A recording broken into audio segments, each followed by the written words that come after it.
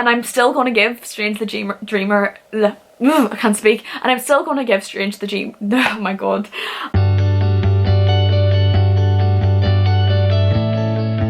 Hey guys, it's Rebecca. So today I'm going to be talking about my 5 most disappointing reads of 2020, or 5 worst books. Some of them are more disappointing than they are necessarily bad, and some of them are boring, and some of them are just not very good in my opinion. Obviously, you know, the regular, I don't think that there's anything necessarily wrong if you enjoy these books. They just weren't for me. And I only picked 5 books, and I really struggled to like pick a 5th book because I only read like 35 books I think during this year, so I actually didn't have that many books to talk about, and most of them I really enjoyed, so that's why there's not a lot of books on this list. But I think that's a really good sign because I could barely think of 5 necessarily bad or worst books. A lot of them were okay, to be honest, but I could come up with 10 amazing ones and 5 not very good ones.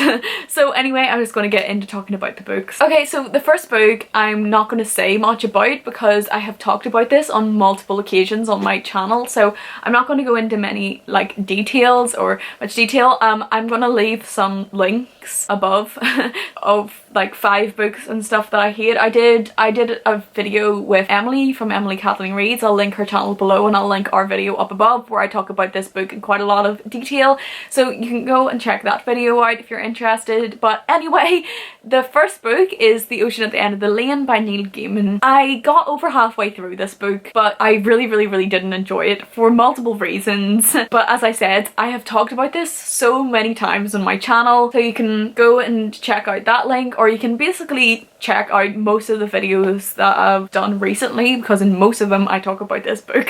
I don't know why, it just always seems to come up, and Emily is tired of hearing me talking about this. I also talked about it on my live stream with Jodie from Vanilla Moon. I'll link our live show that we did down below. I'm pretty sure I told her all about this as well, and yeah, I just find it disturbing. But anyway, I'm not going to talk any more of this. You can find it in multiple videos on my channel. So the next book on the list is Kim by Rudyard Kipling. I think the main reason I don't like this book is because it's very boring. This book is very boring. It is very repetitive, and I just didn't want to sit through it. Okay, even though like it's only 250 pages, even though this is like the font in this is very small, this is a 250 page book, so it'd probably be like 400 or 500 pages in like a normal edition. It's set in the 1800s in India during British rule. Basically it follows this young boy, and he follows this Buddhist man, and we don't know if this man is actually legit or not. They're basically trying to discover this river that this man has had a vision of, that it's like prophesized that him and the boy in this, Kim, that they should both go on a journey and find this. There's a lot of themes of religion, different kinds of religion, Hinduism, Buddhism, Christianity, and that is an interesting aspect of this book. The first like 50 pages of this book is really good, and then the same things keep happening over and over again, and the bits in between, like I liked the bits where he was with the llama, like those were really interesting bits, but like all of the rest is just so boring. But yeah, I just don't really like this book. I'm not going to say anything more. I just don't really think that it's that good. I just realized that I forgot to say what I rated those. Don't think I have a rating for The Ocean at the End of the Lane because I didn't finish it. I think I rated Kim 2.5 stars. I think it's down as 3 on Goodreads, but it's more like a 2.5. So the next book that I'm going to talk about, I gave 2.5 stars as well. I feel like maybe lower, but I'm going to give it 2.5 stars because it really wasn't that bad. But this one's kind of controversial. I forget what it's called. Yeah, okay. Daughter of Smoke and Bone by Laini Taylor. I only have the Kindle edition of this book because it was on offer, I think for like 99p or something like that, so I jumped on it and I got it, and I read it over the first lockdown, like the first major lockdown in March, and I was so disappointed with this book. I was expecting to love this book. I know that Strange the Dreamer gets a lot more hype than Daughter of Smoke and Bone, and I am still going to give Strange the Dreamer a chance. Daughter of Smoke and Bone I just don't want to continue. I can't even remember what it's about. I just remember it has angels. It kind of has different, like, it's kind of like magical realism. There's angels, there's different portals and stuff like that, and it had a really good concept. I liked how mysterious the bones shop, I forget, the Teeth and Bones shop is. Like, I liked how mysterious that was, but it just turned out to be kind of ridiculous. Like, I thought that the ending and like the reveal, like the big reveal, was ridiculous, and I wish that we had have seen more of the traveling between different worlds, different countries, if that all of like the culture had have been like a lot more rich, and if we had have actually seen kind of her life in this little shop. I don't know, I wanted to see her traveling more. I wanted the magic to be a lot more developed, and like why the guy, I can't remember what the guy was called, like the main shop guy, the main shop owner guy who collects all the bones and teeth.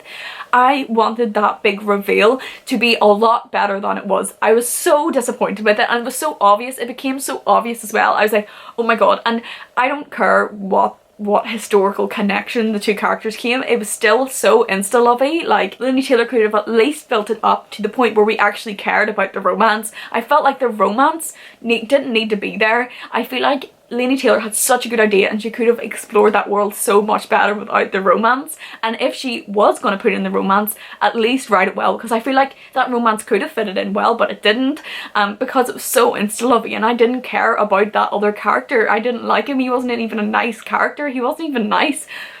But anyway, I feel like that was such a disappointing read for me, and it was so average, and I guess that might be because it's like old YA, and I understand that, but like I just didn't see it. I didn't see what everybody else saw. I know that a lot of people usually reread it now and read it during a lot of like a good couple of years ago, whenever that kind of writing style was more of a thing, and I completely get why you would love it in that context, because you read it when you were younger and it's very nostalgic, and that's what everybody read. That's the kind of thing everybody read. I don't think Laini Taylor at all is a bad writer. Like, I didn't get that impression. I just got disappointment. That's all that I got from that. Like, it was just a bit disappointing, and I feel like it could have been better, but I'm so excited.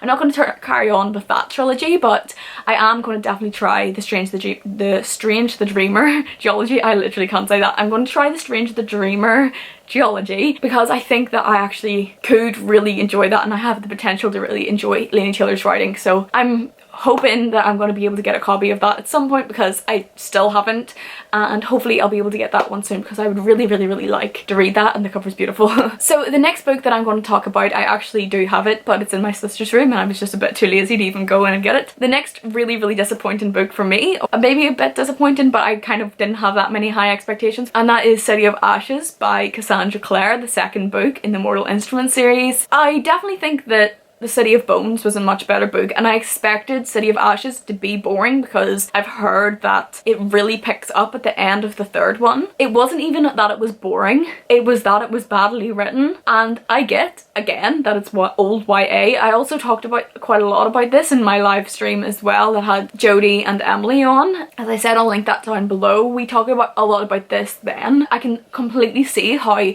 these books are so nostalgic for people, and how I really loved The Infernal Devices whenever I read those, whenever I was a lot younger, and I'm not sure what I would think about those now. I used to consider some of my favorite series of, or trilogy or books of all time. City of Ashes just wasn't for me. Like, I just didn't think that the characters were all that special or memorable. I feel like Clary and Jace are just not good characters. Like, they're not even nice people. They're just, I don't know, I was just so disappointed. Not even disappointed, I just didn't like it. To me, that book is actively not a good book, and Cassandra Clare did a really disappointing job with it, especially with how amazing that her ideas could have been.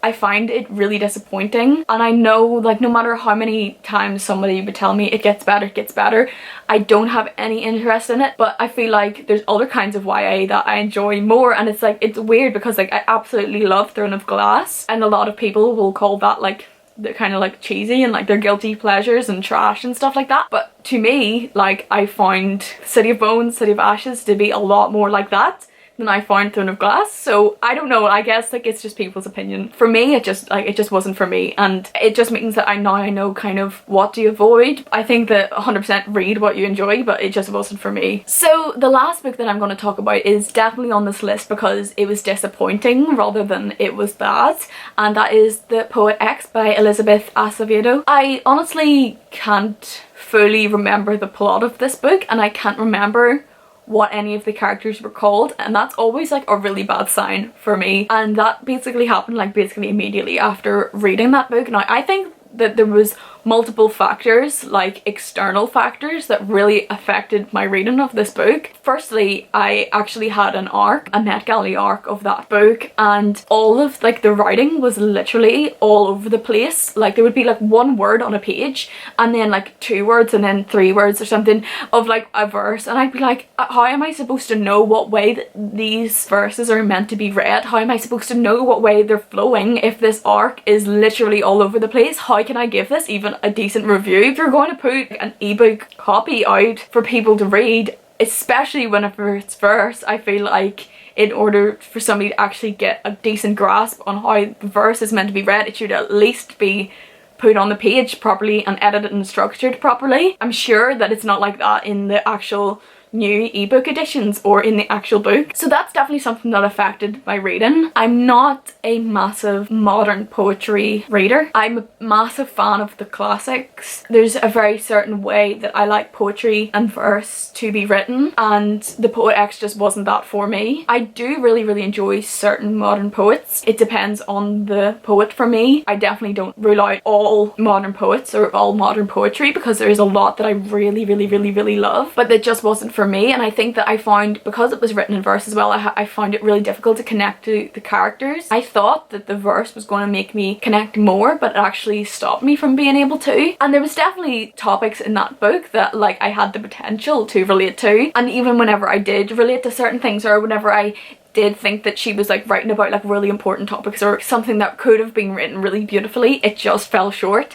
And I couldn't put my finger on exactly why that was. I think that the writing was very flowery YA-esque and very like Laini Taylor kind of. I don't like that kind of flowery writing where almost like it's all of these metaphors and similes and things that don't actually make much sense. Beautiful words for the sake of being beautiful. I'm not a big fan of that. I would rather just a story and characters that I can really love and relate to. And I'm definitely going to give Elizabeth Acevedo's books another try. I'm going to get Clap When You Land on audio, because I didn't realise that she narrates her own audio, and I really love whenever authors do that. So, and I feel like that's going to be a way for me to really understand what way that these were meant to be read, and I think that that's going to really affect what rating and my enjoyment of it, because I'm actually going to know how it's meant to be read and how it's meant to sound. And I think that that's a really important thing with verse. Hearing like Elizabeth Acevedo's like emotion going into, she knows obviously what way this is supposed to be read and heard. So I'm really excited for that, and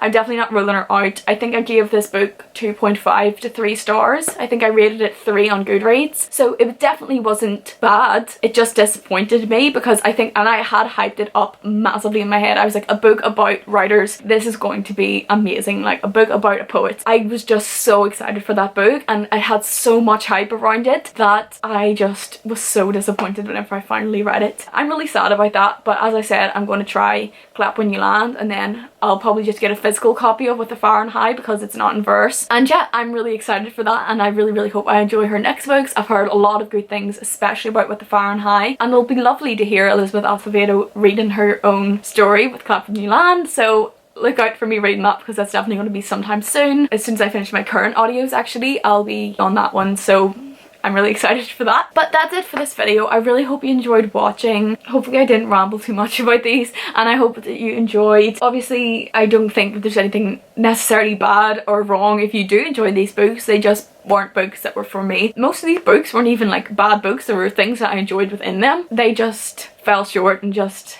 weren't as enjoyable.